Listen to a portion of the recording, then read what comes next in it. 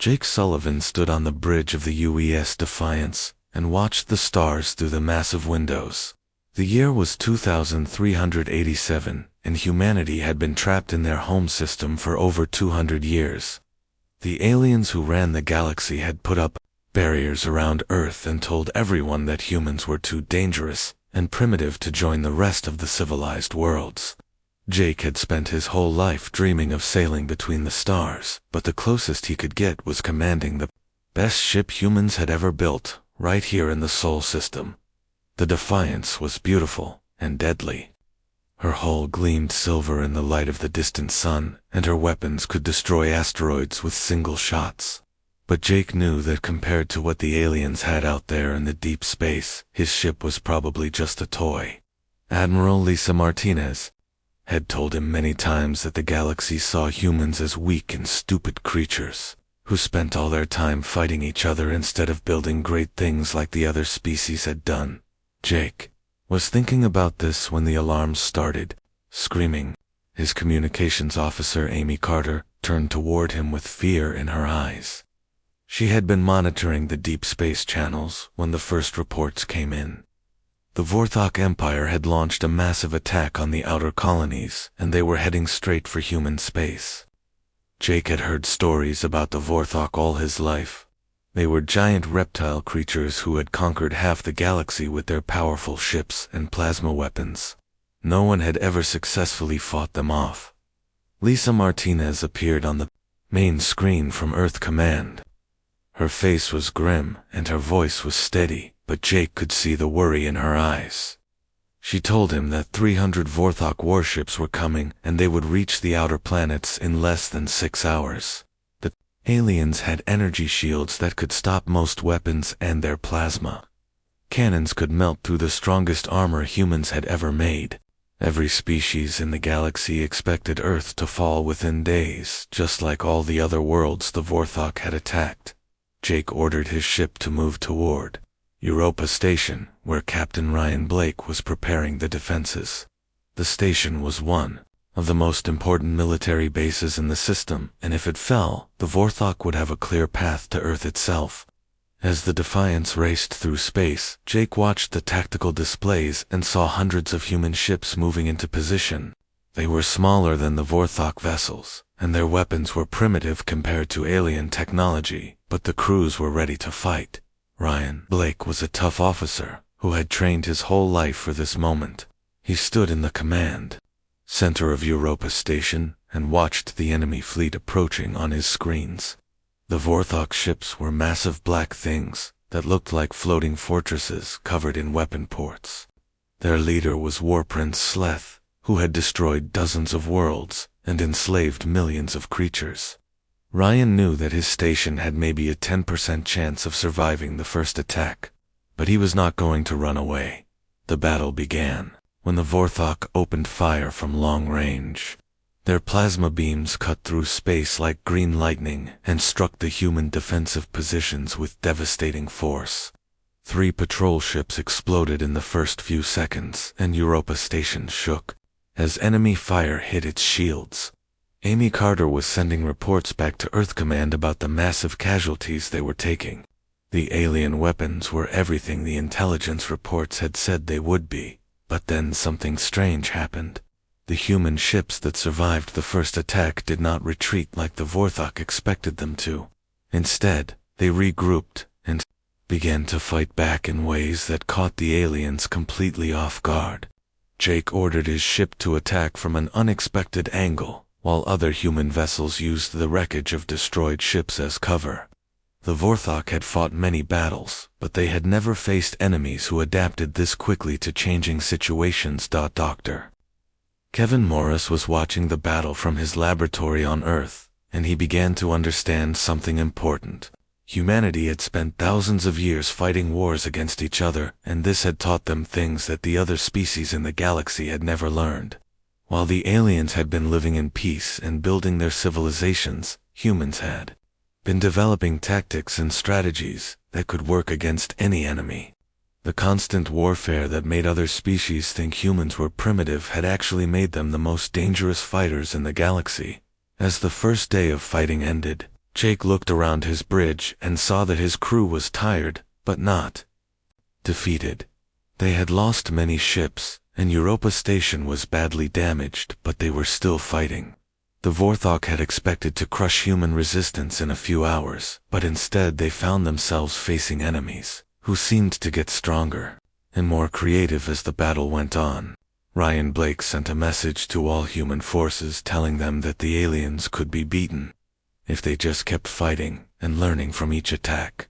The galaxy was watching the battle through long-range sensors and communications intercepts. Species that had ignored Earth for centuries were suddenly paying attention to what was happening in human space. The Vorthok had never been stopped before, and certainly never by creatures that most aliens considered barely civilized. But, as the reports came in, it became clear that something unprecedented was happening in the Sol system. Warprince Sleth stood in his command chamber and tried to understand what was going wrong. His forces had destroyed the outer defenses and damage to human space stations, but the enemy was still fighting back. Every time his ships destroyed a group of human vessels, more would appear and attack from new directions. The humans seemed to learn from every mistake and adapt their tactics faster than his commanders could respond.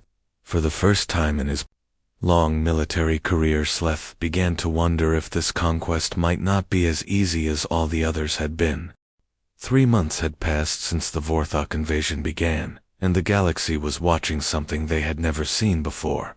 The reptilian empire that had conquered world after world was stuck fighting a species that everyone thought would be destroyed in days. Captain Nicole Watson flew her experimental fighter, called the Stinger, through the asteroid fields near Jupiter, and prepared for another attack on the enemy supply lines. Her squadron of 12 pilots had been hitting Vorthok transport ships for weeks, and the aliens were starting to show signs of frustration. Nicole had studied every human war she could find in the archives, and she used tactics that would have made ancient generals proud. Her fighters would hide among the rocks and metal debris, then strike fast and disappear before the enemy could respond.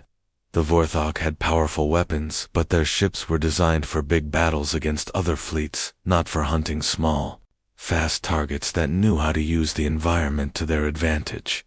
Every successful attack made the aliens more angry and more desperate to catch her. On Mars, Colonel Ben Torres was turning the Red Planet into a nightmare for the Vorthok ground forces. His troops had abandoned the big military bases that the aliens expected to capture, and instead, they were fighting from tunnels and hidden positions scattered across the planet. Torres had studied guerrilla warfare from Earth history, and he knew that a smaller force could defeat a larger one if they were willing to be patient and creative. The Vorthok soldiers were strong and well-armed, but they had never faced enemies who could disappear into the landscape and strike from anywhere. The alien ground commanders were becoming desperate. They had landed 50,000 troops on Mars, expecting to control the planet within a week, but instead, they found themselves fighting shadows. Human soldiers would attack a Vorthok position, then vanish into tunnel systems that seemed to go on forever. The aliens would send reinforcements to help, but by the time they arrived, the humans would be gone and attacking somewhere else. Torres had his men making improvised weapons from scrap metal and captured alien technology that worked better than anything that Vorthok had seen before. Dr. Rachel Kim was working in secret laboratories deep under Luna City where she had been studying captured Vorthok equipment. Her team had discovered something amazing about the alien technology that could change the entire war. The Vorthok weapons and ships were incredibly advanced, but they all depended on central control systems that coordinated everything. Rachel realized that if they could find a way to disrupt these systems, the aliens would lose their biggest advantage over humanity. Engineer Tim Jackson was working with Rachel to develop a computer virus that could infiltrate Vorthok networks. The aliens had never faced cyber warfare before, because most species in the galaxy fought with honor and did not try to turn enemy technology against itself. But humans had been dealing with computer attacks for centuries, and they knew how to create programs that could spread through any network and cause chaos. Tim was excited because he thought his virus might be able to make Vorthok ships attack each other instead of human targets. The galaxy was starting to pay attention to what was happening in human space. Ambassador Elena Rodriguez had been trying to get other species to notice Earth for years, but they had always ignored her messages. Now she was receiving communications from civilizations that had never spoken to humans before. They wanted to know how a primitive species was able to fight the Vorthok Empire, and whether humans might be willing to share their military knowledge with other worlds. Jake Sullivan was commanding a fleet of 30 human ships in a battle near Saturn when he realized that the war was changing. The Vorthok were still sending more vessels, but they were not attacking with the same confidence they had shown in the first weeks. Their formations were more defensive, and their commanders seemed to be second-guessing their decisions. Jake could see that the aliens were starting to fear human unpredictability, and this fear was making them make mistakes. Admiral Lisa Martinez was getting reports from all over the system, and she could hardly believe what she was reading. Human forces were not just holding their ground against the Vorthok, they were actually winning battles and taking territory back from the invaders. The aliens, who had seemed invincible just 3 months ago, were now struggling to maintain their positions. Lisa began to think that maybe humanity had a real chance to drive the Vorthok out of the Sol system entirely. Captain Ryan Blake was still defending Europa Station, but now he was also launching attacks against nearby Vorthok positions. His crews had learned to modify their weapons using captured alien technology, and they were becoming more effective with every battle. The station, that had barely survived the first day of the war, was now a major threat to enemy operations in the outer system. Ryan was proud of his people and amazed at how quickly they had adapted to fighting an enemy that was supposed to be far superior to them. Nicole Watson led her squadron in another successful attack on a Vorthok supply convoy, and she watched the alien ships explode in brilliant flashes of light. Her fighters had destroyed hundreds of enemy vessels over the past month, and the aliens were having trouble keeping their forces supplied. The Vorthok had expected to conquer the Sol system quickly, and they had not prepared for a long war against enemies who could strike anywhere at any time. Nicole smiled as she flew back to base, because she knew that every day the war continued. Humanity got stronger while the aliens got weaker. War Prince Sleth stood in his command chamber and read reports. That made no sense to him. His forces had superior numbers and better technology, but somehow the humans were winning more battles than they were losing.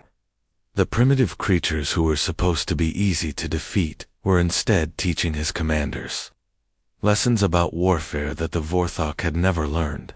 Sleth had conquered dozens of worlds, but he had never faced enemies who seemed to enjoy fighting as much as humans did. The galaxy was beginning to whisper about the war in human space. Species that had feared the Vorthok for generations were starting to wonder if maybe the reptilian empire was not as invincible as everyone had thought. If humans could fight the Vorthok to a standstill, then maybe other species could resist alien aggression too. The war that was supposed to be over in days was now entering its 4th month, and nobody knew how it would end. 6 months after the first Vorthok ship had entered human space, Admiral Lisa Martinez made a decision that shocked everyone who heard about it. She ordered the first human counterattack beyond the Sol system in over 2 centuries. The target was the Vorthok staging ground in the Kepler 442 system, where the aliens had been building up forces for their next assault on Earth. Captain Alex Morgan stood on the bridge of the UES Retribution and watched his fleet of 60 ships prepare to jump into hyperspace for humanity's first offensive battle against the reptilian empire. Alex had been chosen to lead the attack because he understood something that many other human commanders had not yet grasped. The Vorthok were not invincible, and they were not even particularly smart about warfare. They had conquered so many worlds because they had better technology, and they used overwhelming force against enemies who had never learned to fight back effectively. But humans had been fighting wars for thousands of years, and they knew how to turn any advantage into a weapon that could be used against stronger opponents. Chief Engineer Carlos Mendez had spent months modifying the human ships using captured Vorthak technology. The aliens had advanced energy weapons and shield systems, but they had never considered that their enemies might steal their equipment and improve it. Carlos had combined alien plasma cannons with human targeting computers to create weapons that were more accurate than anything the Vorthok had ever seen. He had also upgraded the human ships with alien power systems that could support much more powerful defensive shields. The journey to Kepler 442 took 3 days, and Alex used the time to drill his crews on the new tactics they would need to defeat the Vorthok on their home territory. The aliens expected to fight enemies who would meet them in direct battle and try to match their firepower with superior numbers. But Alex planned to use speed and surprise to hit the enemy where they were weakest, and then disappear before they could respond. He had studied ancient Earth battles, where smaller forces had defeated larger ones by refusing to fight the way their enemies expected them to.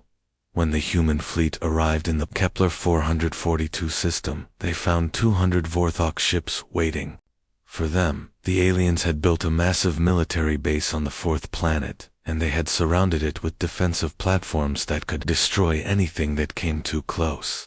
Warprince Sleth himself was commanding the Vorthok forces, and he was confident that his superior numbers and defensive positions would finally allow him to crush the troublesome humans who had been causing him so much difficulty. Alex ordered his ships to spread out and attack the Vorthok fleet from multiple directions at once. The aliens tried to maintain their formation and fight the humans in the traditional way, but they quickly discovered that human tactics were unlike anything they had encountered before. Small groups of human ships would charge toward the Vorthok lines, then suddenly change direction and attack from unexpected angles. The aliens would turn their weapons to meet one threat, only to find that another group of humans was already firing at them from behind.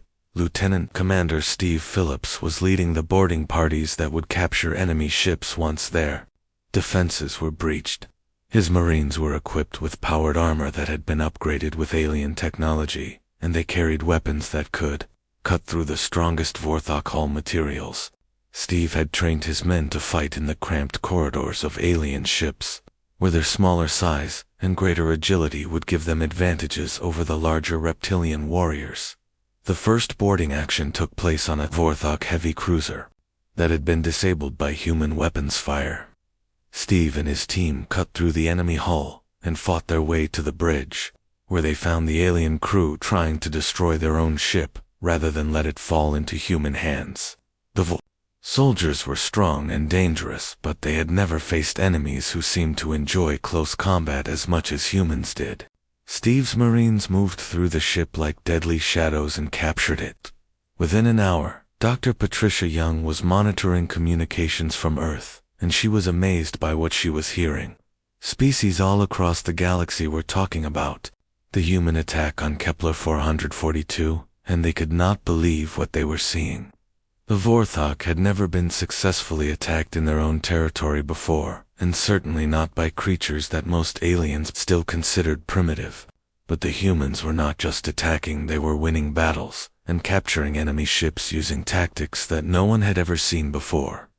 The battle lasted for 2 days, and when it was over, the Vorthok had lost over half their fleet. Alex had captured 30 alien ships and destroyed 70 more, while losing only 12 human vessels. The remaining Vorthok forces retreated deeper into their territory and left behind a military base that contained enough advanced technology to upgrade the entire human fleet. Steve Phillips and his Marines had captured hundreds of alien prisoners and mountains of equipment that human scientists could study for years. Carlos Mendez walked through the captured Vorthok base and could hardly believe what he was seeing. The aliens had technology that was centuries ahead of anything humans had developed, but they used it in simple and predictable ways. Carlos realized that the Vorthok had become so used to winning through superior firepower that they had stopped thinking creatively about warfare. They built their weapons to be powerful, but not flexible, and their ships to be strong, but not maneuverable. Warprince Sleth escaped from Kepler 442 in one of the few ships that managed to get away from the human attack. He had lost more vessels in 2 days than he had lost in the previous year of fighting, and he was beginning to understand that the humans were not just lucky or desperate. They were actually better at warfare than the Vorthok were, and they were learning new ways to fight faster than his forces could adapt to them. For the first time since the war began, Sleth wondered if the Reptilian Empire might actually lose this conflict. The news of the human victory at Kepler 442 spread across the galaxy within hours. Species that had been enslaved by the Vorthok for generations began to whisper about rebellion and freedom. The Galactic Council that had kept humans quarantined for centuries suddenly found themselves receiving messages from dozens of worlds, asking for information about human military tactics. Ambassador Elena Rodriguez was busier than she had ever been, as representatives from across the galaxy wanted to know if humans might be willing to help other species fight against oppression. Alex Morgan stood on the bridge of the Retribution and looked out at the captured Vorthok base. His fleet had proven that humans could not only defend themselves, but could also take the fight to their enemies no matter how advanced or powerful they seemed to be. The war was far from over, but Alex knew that something fundamental had changed. In the galaxy, the Vorthok were no longer the unstoppable force they had been for centuries, and humanity had shown everyone that even the strongest empires could be defeated by enemies who were willing to fight smart instead of just fighting hard. The war that was supposed to end in days had been going on for 10 months, and the galaxy was watching the impossible happen. The Vorthok Empire that had dominated space for over 1,000 years was falling apart under the constant attacks of human forces. General Dan Miller commanded the 3rd Human Expeditionary Force as it pushed deeper into alien territory and liberated world after world from reptilian control. His ships carried advanced weapons built from captured Vorthok technology, and his crews had learned to fight better than any military force the galaxy had ever seen. Don had been a simple fighter pilot when the war began, but he had proven himself to be a brilliant strategic commander. He understood that the Vorthok were not just enemies to be defeated, but also teachers who could show humans how to become even more dangerous. Every battle taught his forces something new about alien technology and tactics that they could use in future fights. The Vorthok had created their own worst nightmare by attacking a species that learned from every mistake and adapted faster than any enemy they had ever faced. Captain Sarah Lewis was commanding the UES Avenger as it led a task force through the ruins of what had once been a major Vorthok stronghold. Her ships were using tactics that evolved during every battle, and the aliens could not keep up with the constant changes. In human strategy, Sarah had studied the way her enemies fought, and she had developed new ways to attack that took advantage of every weakness in Vorthok doctrine. Her fleet could appear anywhere at any time and strike with devastating force before disappearing back into the void. The Reptilian High Command was meeting in their secret fortress deep in the core worlds, and Supreme Commander Groth was trying to understand how everything had gone so wrong. The Vorthok had conquered hundreds of species over the centuries, and they had never faced enemies who seemed to get stronger with every battle. The humans absorbed punishment that would have broken any other race, and they used every setback as a lesson that made them more dangerous. Grath was beginning to realize that his people had made a terrible mistake when they decided to attack Earth. Dr. Mark Thompson was working with scientists from dozens of liberated worlds, and together they were discovering the secret of Vorthok power. The Reptilian Empire had been built on a simple principle that had worked for 1,000 years. They would find species that had never experienced real warfare and crush them with overwhelming force before they could learn to fight back effectively. But humanity had been forged in the fires of constant conflict, and they possessed something that the galaxy had forgotten existed. They knew how to turn any disadvantage into a weapon that could be used against stronger opponents. The freed alien species were starting to understand what they were seeing. The humans had not just defeated the Vorthok through luck or desperation, but through superior understanding of how wars were actually won. They had taken primitive weapons and turned them into tools that could destroy the most advanced ships in the galaxy. They had used their smaller size and greater agility to board enemy vessels and capture them intact. Most importantly, they had shown that any species could resist oppression if they were willing to fight smart instead of just fighting hard. Ambassador Elena Rodriguez was receiving more communications than she could handle from civilizations across the galaxy. Species that had been enslaved by the Vorthok for generations were asking for humans, military advisors, who could teach them how to fight for their freedom. Others wanted to form defensive alliances with Earth to protect themselves from future alien aggression. Alina was amazed at how quickly the galaxy's attitude toward humanity had changed from contempt to respect and even fear. Jake Sullivan had been promoted to admiral and was now commanding a fleet of over 300 ships that included many captured Vorthok vessels. His forces were patrolling the space lanes and keeping them safe from reptilian raiders, while human engineers studied alien technology and improved it beyond its original capabilities. Jake remembered when he had thought that the Defiance was the most powerful ship humans would ever build, but now he commanded vessels that could destroy entire Vorthok fleets without taking significant damage. The battle for the Vorthok homeworld was the largest space combat in galactic history. Sarah Lewis led the human attack fleet against the last major concentration of reptilian forces, while Don Miller's ground troops prepared to land on the planet's surface. The aliens had gathered everything they had left into a desperate final defense, but they were facing enemies who had learned to fight better than any military force in the galaxy. The humans used combined tactics that coordinated space and ground operations in ways that the Vorthok had never seen before. Warprince Sleth made his final stand on the surface of his homeworld, surrounded by the ruins of his once mighty empire. He had watched humans destroy everything his people had built over centuries of conquest, and he finally understood what his species had awakened when they attacked Earth. The humans were not just another race to be conquered, but the most dangerous predators the galaxy had ever produced. They had taken the Vorthok's own weapons and used them more effectively than their creators ever had. The siege of the Vorthok homeworld lasted for 3 weeks and ended with the complete surrender of the Reptilian Empire.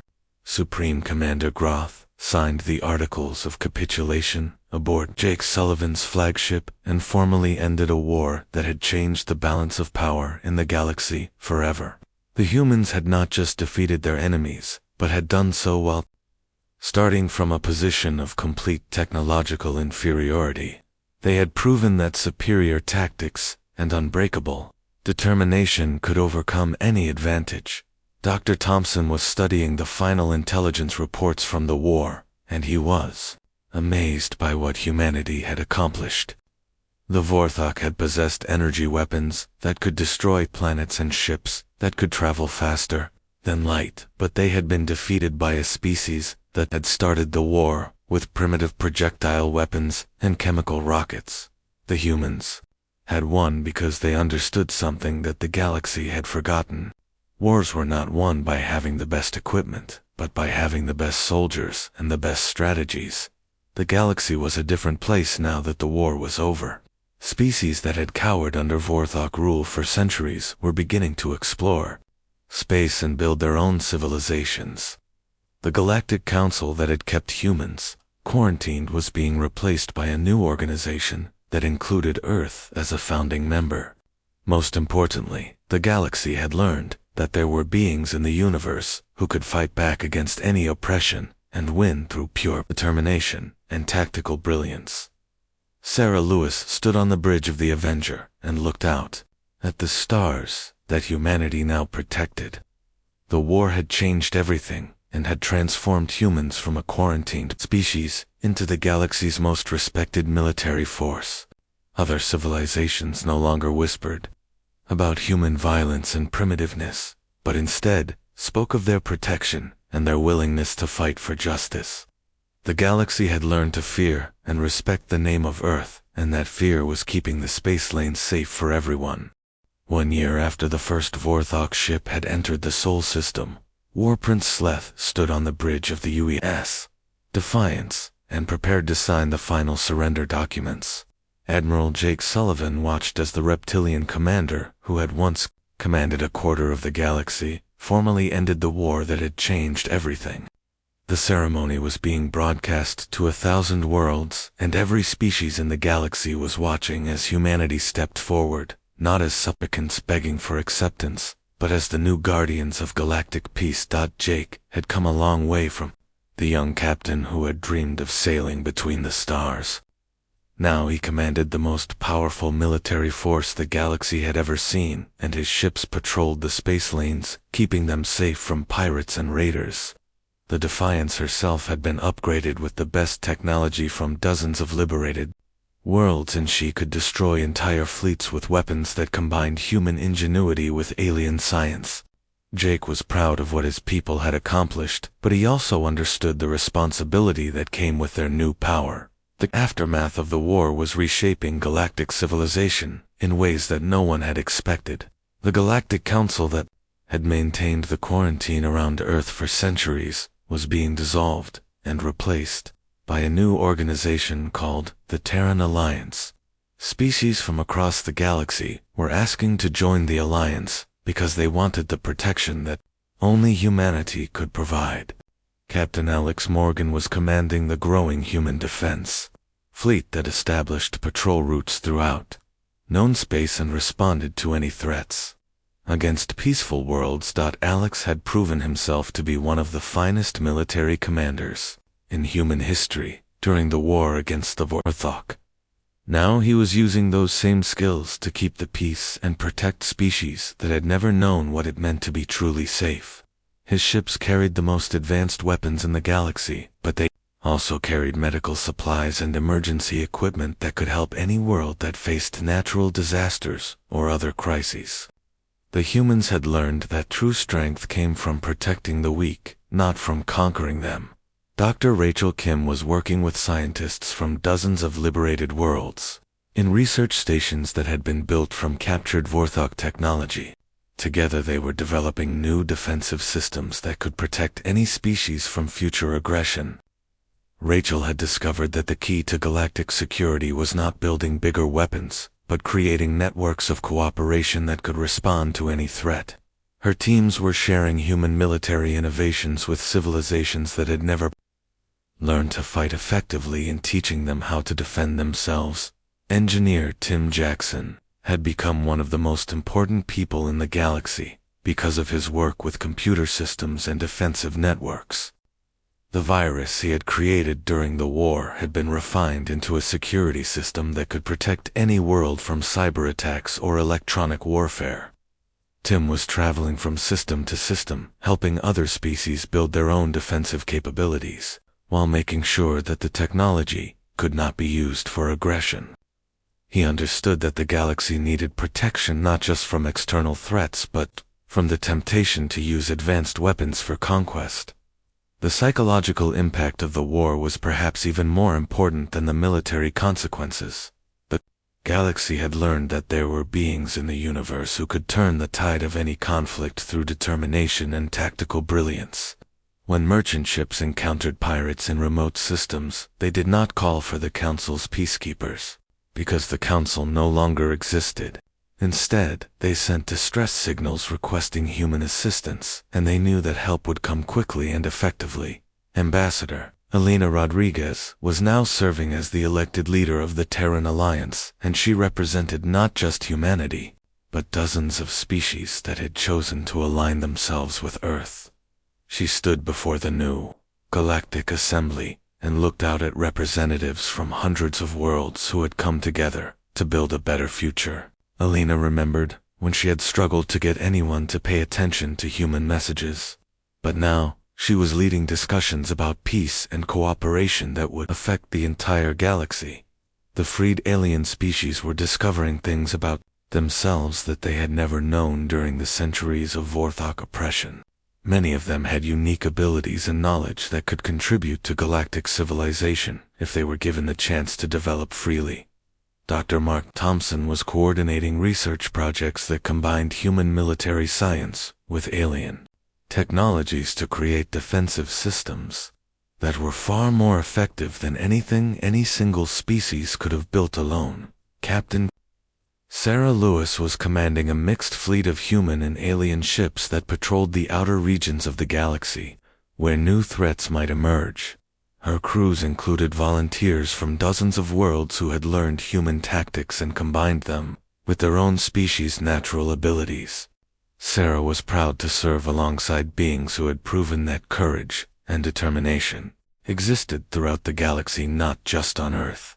Together they were building a military force that could protect civilization from any future aggression. The war had taught the galaxy important lessons about the nature of conflict and peace. Species that had lived under Vorthok rule for generations were learning that they did not have to accept oppression as inevitable. The humans had shown that even the most powerful empires could be defeated by enemies who were willing to fight smart and never give up. This knowledge was spreading throughout the galaxy and giving hope to civilizations that had thought freedom was impossible. Jake Sullivan often thought about how the war had changed everything, not just for humanity, but for the entire galaxy. The humans had not set out to become galactic guardians, but circumstances had forced them to take on that role. Now they were working to make sure that no species would ever again face the kind of oppression that the Vorthok had imposed for centuries.